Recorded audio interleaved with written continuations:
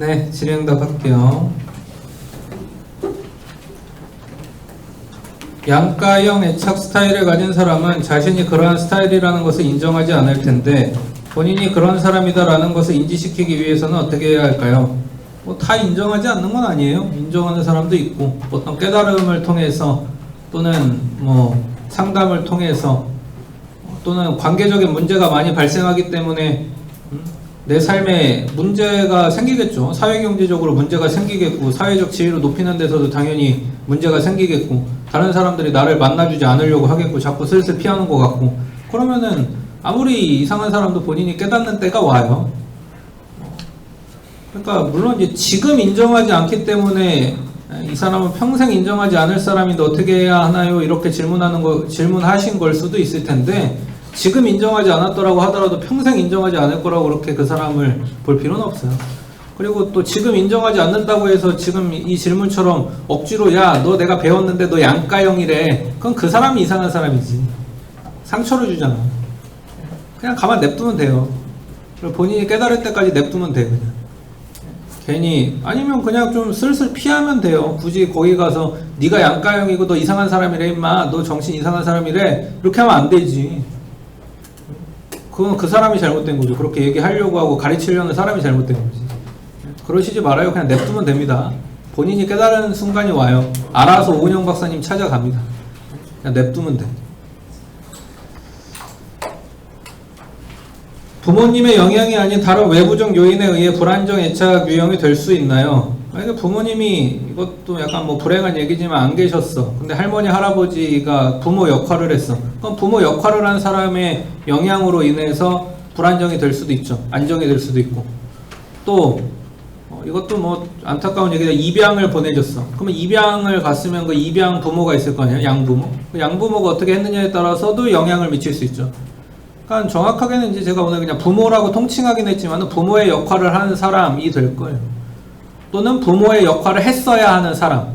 고아원 선생님이 될 수도 있죠. 유치원 선생님이 될 수도 있고 내가 엄마처럼 생각했던 학교 선생님이 될 수도 있겠지.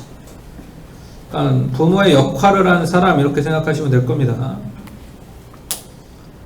불안정 애착 스타일도 꾸준한 훈련과 연습을 통해 안정감을 획득할 수 있다고 하셨는데 안정형 애착 스타일을 가진 사람도 후천적으로 안정감을 이룰 수 있나요? 그렇다면 안정감을 유지하기 위해 어떤 노력을 해야 할까요? 똑같죠 뭐. 잠깐 안정감을 잃어버릴 수 있는 상황이 있는 거잖아요. 아까 얘기했던 거 제가 불안정한 사람이 안정감을 찾기 위한 그 노력 그거 똑같이 하면 돼요. 뭐 특별한 게 또 따로 있는 건 아닙니다. 근데 뭐 이건 다르죠. 대체로 안정적이었다가 가끔 좀 관리해야 되는 사람하고 늘 불안하기 때문에 관리해서 대체로 안정적인 사람이 되도록 적응해야 되는 사람은 이제 좀 다른 거죠. 불안정형의 두 가지 유형이 결합된 양가형이, 그러니까 회피형과 불안형이 공존하는 양가형이 존재한다고 말씀해 주셨는데 그렇다면 회피형 플러스 안정형, 불안형 플러스 안정형 같이 불안정 특징과 안정형 특징이 결합된 유형 또한 존재하나요? 그렇진 않은데 이 질문도 안정형이신데 가끔 불안할 때 있는 거니까 안정형이더라도 가끔 피하고 싶은 사람이 있는 거니까 뭐 그 정도 얘기하신 것 같아요. 제가 볼 때 그냥 안정형이에요. 결합된 게 아니고. 불안형과 회피형 스타일의 애착을 가지고 있는 사람들 중 안정형인 척 연기할 수 있을까요? 주변에 겉으로는 안정형인 것 같은데 불안형 같은 모습을 보일 때도 있습니다. 그러니까 연기한다기보다는 이제 뭐 가면을 썼다 이렇게 보진 마시고 그러니까 적응한 거예요.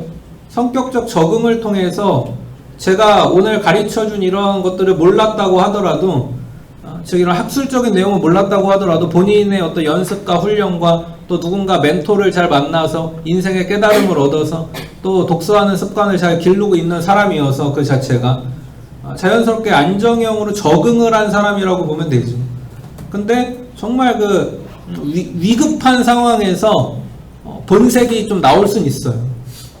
그러니까 급격한 뭐 변화 또는 급격한 예측 불가능한 상황이 막 확 닥쳤을 때 그 사람의 어떤 본성이 잠깐 이제 비칠 수 있죠. 그거는 뭐 어쩔 수는 없어요. 그것까지 연기하라고 할 수는 없어요. 근데 대부분의 상황에서는 이 적응을 잘해서 살기 때문에 큰 문제는 일어나지 않죠. 그리고 이 사람은 자기 삶을 잘 관리해가지고 예측 불가능한 사람, 나를 굉장히 막 패닉 상태로 몰아넣을 만한 상황 자체는 안 만드는 거를 늘 염두에 둬야 되겠지. 그리고 머릿속에 여러 가지 시나리오, 플랜 B, 플랜 C 같은 게 그래서 많은 사람이 돼야 될 거예요. 어떻게 보면 그래야 위급한 상황일 때 나의 원래 그 불안형의 모습이 확 드러나지 않게 될 수도 있겠죠. 근데 이제 나이가 먹으면서 자연스럽게 그렇게 됩니다. 40대 넘어가고 50대 넘어가고 인생의 경험들이 축적되면 걱정할 거 없이 자연스럽게 그런 거는 또 잘 대처하게 돼요. 그러니까 이런 순간적으로 이렇게 뭐 좀 나쁘게 표현하면 들킨 거죠. 나의 원래 불안형을 들킨 거예요. 들키는 상황도 안 만들 수 있어요. 그러니까 다른 것보다도 정말 이거는 시간이 해결해 주는 문제죠. 시간이 해결 못 해주는 문제도 물론 있지만 이런 부분은 시간이 해결해 줘요. 물론 여러분들이 생각하는 대로 뭐 한 3개월이면 해결되고 그런 건 아니지만, 회피형 애착 스타일의 사람이 공감 능력이 떨어진다고 말씀하셨는데 공감 능력을 키울 수 있는 방법이 있을까요? 그러니까 뭐 아까처럼 책 많이 보고 독서에서 간접 경험을 많이 쌓고 하면은 공감 능력을 후천적으로 기를 수도 있죠. 근데 이제 어떻게 보면 본인이 그런 걸 보면 깨닫고 책 많이 보고 사색하는 시간을 많이 가지고 어떻게 보면 개인적인 노력을 하는 시간, 연습을 하는 시간들이 필요하겠지. 근데 그런 걸 하지 않는다면은 뭐 계속 그냥 공감 능력 떨어진 상태로 있겠죠. 불안형 애착 유형을 가진 사람이 안정형을 만나게 되면 안정형이 되어가는지 궁금합니다. 네, 제가 아까 이거 수업 시간에 스치듯이 얘기했는데 그렇게 돼요. 그러니까 여러분 회피형도 안정형을 만나면 안정형이 되어갈 수 있고, 그러니까 일종의 관찰 학습이 되는 거죠. 또 불안형도 안정형을 만나면은 아 저렇게 대처하면 됐던 거구나. 그렇게 배워갈 수 있어요. 그러니까 여러분 자기가 혹시 약간 회피형이고 불안형인 것 같은 사람은 꼭 안정형을 만나야 돼요. 그럴 필요가 있어요. 스토킹하는 사람들은 그 스토킹하는 행위 자체를 사랑 혹은 사랑하니까 하는 행위로 인식하고 하는 건지 그 심리 상태가 궁금합니다. 아니요, 집착이라니까요.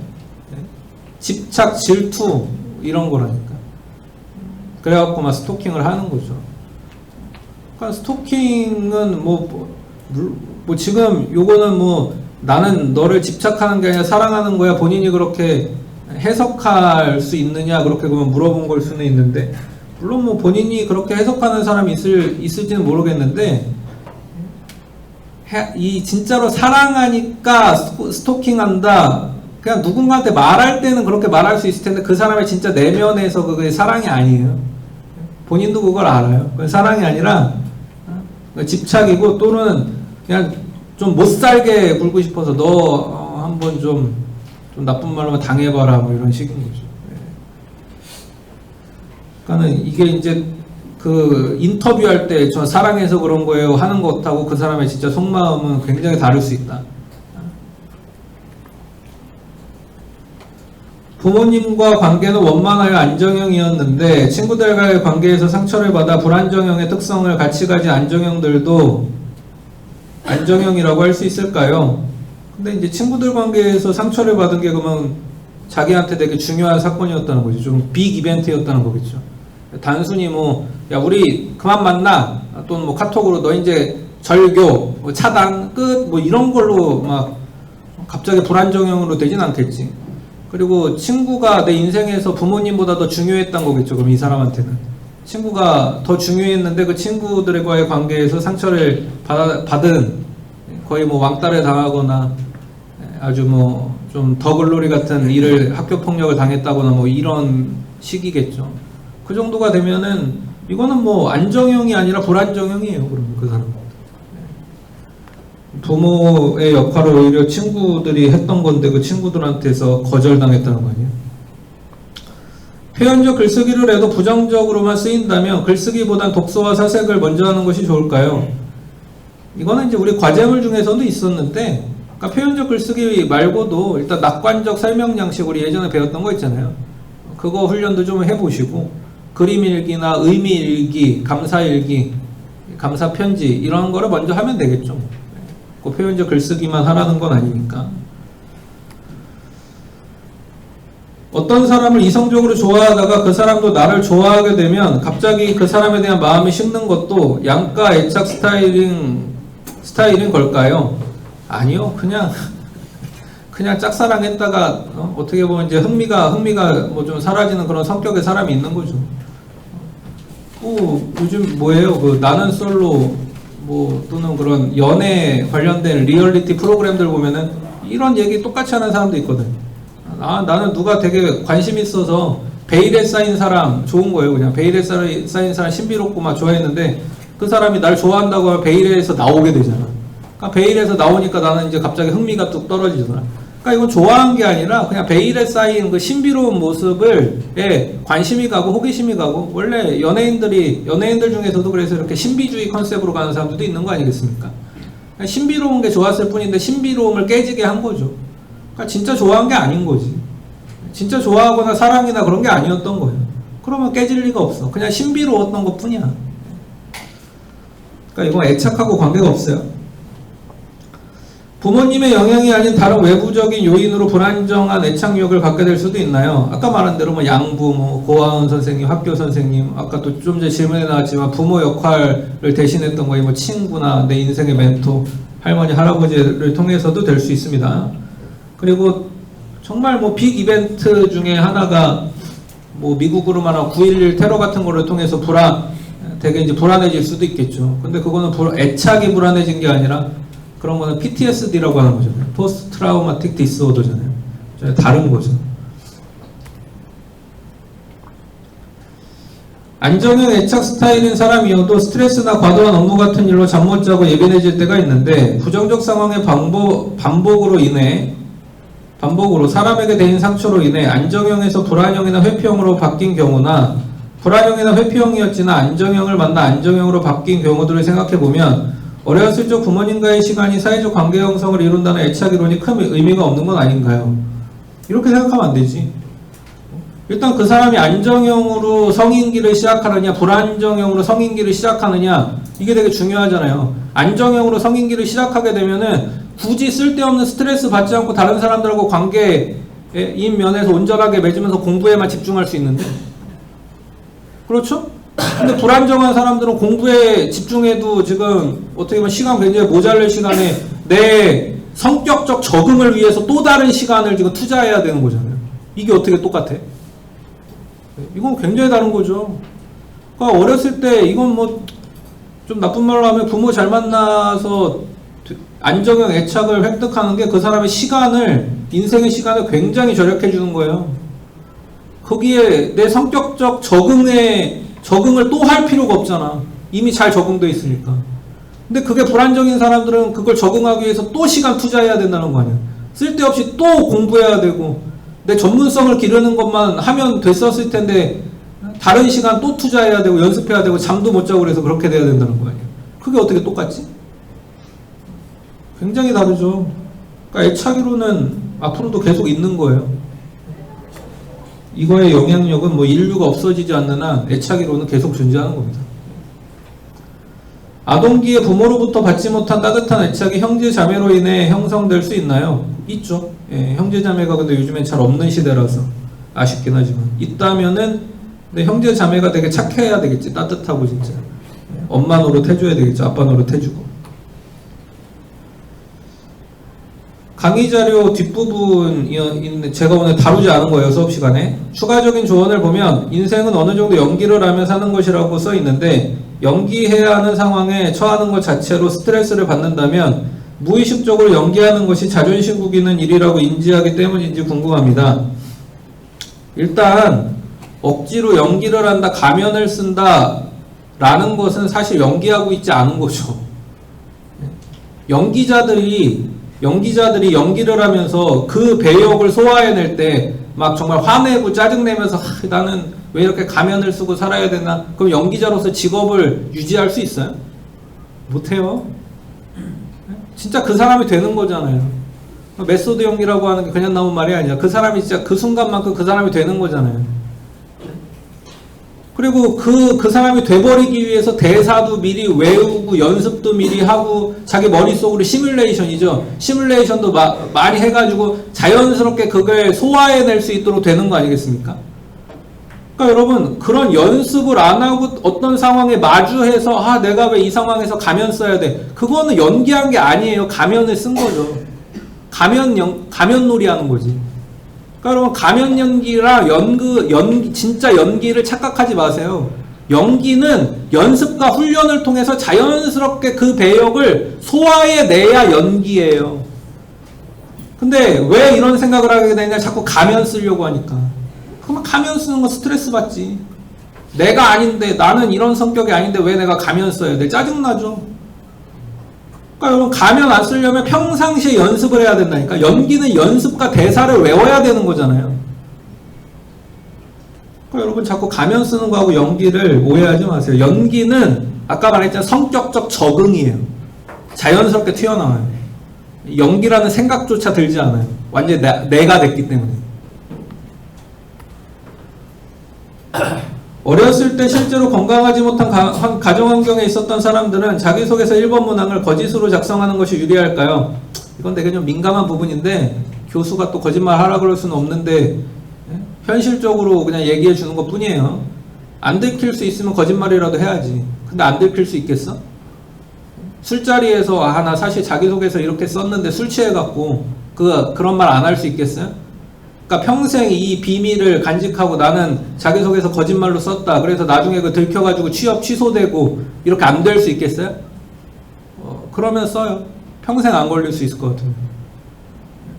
근데 걸릴 것 같구나. 어딘가에서만 술 취해가지고 사실은 말이야 내가 굉장히 안 좋은 환경에서 자랐는데 자기소개서에 거짓말로 썼잖아. 그거 인사 담당력이 들어가면 바로 취업 취소입니다.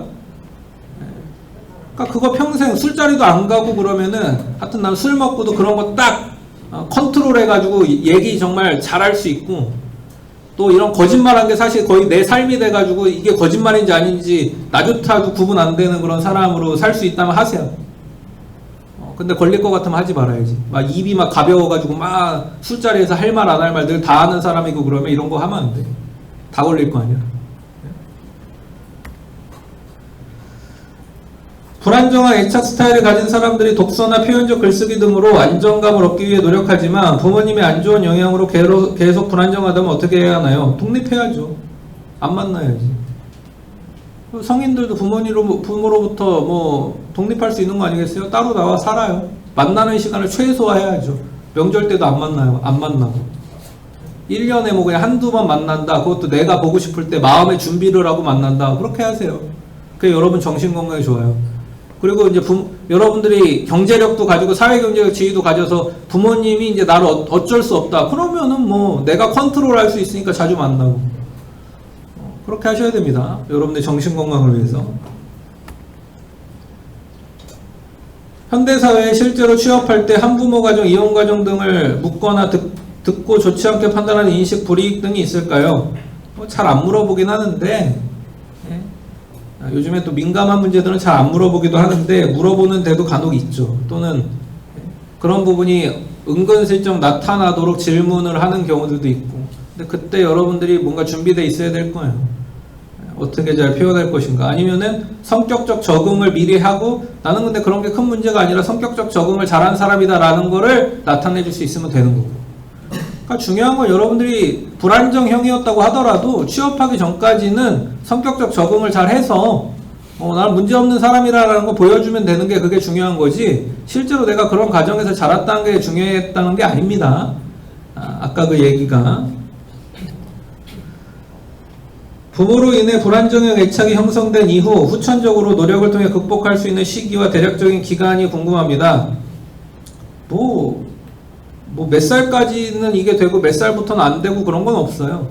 근데 중요한 거는 아까 우리 질문에서도 나왔지만 본인이 깨닫고 액션을 이제 취하는 그 시작점이 중요하겠죠.